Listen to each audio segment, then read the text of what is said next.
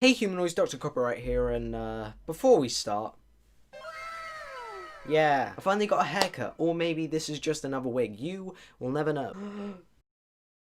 Hey, Vsauce! Michael here. But yeah, today we're going to be talking about some old school YouTubers. You see, there was a time on YouTube which some would call the golden age of YouTube, where you could say anything you wanted with zero consequences, and when massive corporate entities and TV shows didn't own the trending page. This was a time of OG KSI, OG PewDiePie, and pretty much anybody just slap OG at the start. Granted, the people calling this the golden age of YouTube are probably boomers who don't know how to cope with change, but the point still stands. And one of the few YouTube channels that roamed the golden age but still exists to this day is Smosh. Now, I probably don't have to explain who Smosh are. I guarantee pretty much everybody who's watching this knows who Smosh are. But frankly, I've looked through my subscribers list and some of you are like 8, so...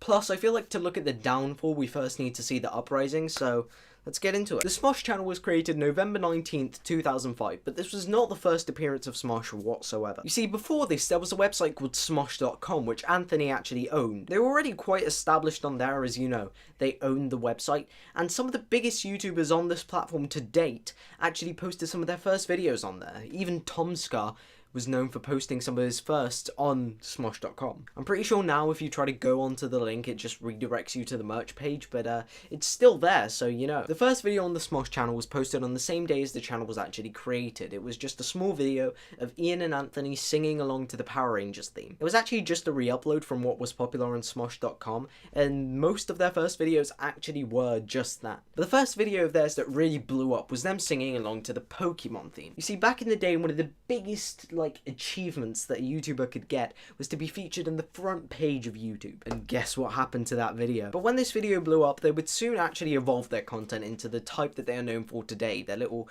comedy skits that they would do. And they were growing fast. By 2007, they would have 177,000 subscribers on the Smosh channel, which even today is quite big, but back then, it was huge. From what I've seen, they were actually the first YouTube channel to reach 100,000 subscribers, so it's pretty big. They would also bang almost 800,000 views per video each week, so let's just say their views and subs weren't doing too badly. By 2008, they would reach about 500,000 subscribers, and by 2010, they'd already be on 2 million. There were also quite significant changes being made in the Smosh channel. You see, they would start hiring more people to work the camera. The quality would be upping constantly. They also worked on some other projects that, we won't mention. It was all going well for Smosh, and it didn't seem like it would ever stop until 2017, where Anthony Padilla, the co-creator of Smosh, posted a video announcing that he was leaving. In the video, he addresses the fact that he actually has not been happy with the way Smosh has been going. You see, he preferred it back then when it was just him and Ian making all the choices, and when Smosh wasn't a brand owned by a company. He said that he would start posting videos on his normal channel now because he would have full creative control over it, and he wouldn't have to actually work for anybody. Following this, Smosh decided to also post a video announcing that Smosh wasn't over. They would continue to be doing the same thing they had been doing for years, just without Anthony. You see, by this point in time, Smosh wasn't just Ian and Anthony anymore. It was a whole team of people, as shown in the video. They now had producers, more writers, and most importantly, more actors. You see, Ian and Anthony weren't just the face of the channel anymore. Well, Social Blade is really annoying and decides to not go back that 1 month. We can see that a month later they were still losing about 2,000 subscribers, so you can see that the video was received with some backlash. To be honest, this didn't really affect Smosh much. They just kept doing what they were doing exactly as promised. Until November of 2018. You remember how earlier in the video Anthony said that Smosh was owned by a company? That company actually turned out to be Defy Media. Defy was a multi-channel network that basically got a bunch of channels together and they gave them assets, you know, production crew, things like that, and in turn they would take a small bite of their revenue. MCNs were practically needed back in the day, as you could not get paid without them. You see, this was before the YouTube partnership program existed. But now, MCNs aren't needed, and actually they're advised against, because they can't really give you much anymore. Pretty much every YouTuber with over 1,000 subscribers can now apply for partnership and get paid for each of their videos. You see, a big MCN that you have definitely heard of is Machinima. You know, every video that you've seen with like phase, no scoping or stuff like that, they probably had a Machinima intro at the start. They also went corrupt because, well, when they weren't needed anymore, they started lying about what they actually had to offer, and it didn't really work out for them. Now, Defy had an even bigger controversy. I won't go too much into it because there's a lot of like business and complicated stuff in there.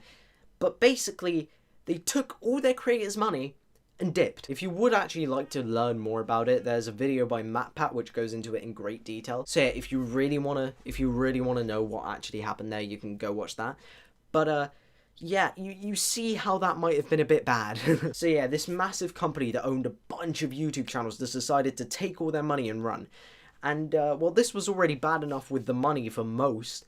Smosh had it even worse. You see, because Smosh got their production crew from Defy, Smosh got pretty much everybody on their team from Defy. So now, they didn't have any of that. So Smosh decided to post a video called Smosh Are Homeless. In this video, they kind of showed off what they'd been kind of left with, and it was literally just an iPhone and like a boom arm with a microphone on it. But they also assured their fans that they already had a bunch of projects pre-recorded and not to worry that Smosh would come back. But in reality, it was not looking good for them. Okay, well, Ian finally had access to his channel for the first time in years.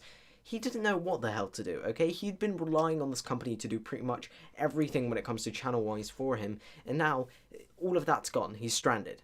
So what could they do? But then, on the 22nd of February 2019, Smosh decided to post a video called The Rumours Are True. We have found a home. Basically, none other than Rhett and Link from Good Mythical Morning decided to purchase Smosh as a brand, so now they were actually back. It's kind of funny because in the video they kind of explained, because, well, it was super reassuring in the first one, they were kind of saying in this one that they actually had no clue what to do.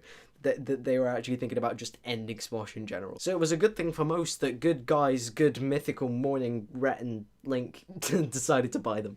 But yeah, that leads us on to today. See, ever since Rhett and Link bought Smosh as a company, they've just been doing the same thing that they had always been doing. Well, you know, minus Anthony. And I will admit, I have titled this video The Downfall of Smosh, but I actually enjoy their new content. Well, some of their new content. I really like Smosh games in particular, especially the Did I Tweet That series. I find that really funny. So why have I called it The Downfall of Smosh then? If I've just literally said that I enjoy their content, why is it a downfall? Well, if you look at the actual stats, it's not doing great. You see, while they are a massive channel, right, they have over 25 million subscribers. For this year and the last, they've pretty much been pretty stagnant. This entire 6 months, they've only gained 100,000 subscribers, so they've just been staying pretty much still. And to compare 2 million views every single week to not even being able to crack 500k in a month, it's not exactly the same. So why has this happened then? Why don't they bang the same as they used to? It all comes down to the nostalgia. I think a lot of viewers only watch Smosh because, you know, they loved it back in the day when it was just Ian and Anthony having a good time. They can look back on those fondly, but now it's just not the same.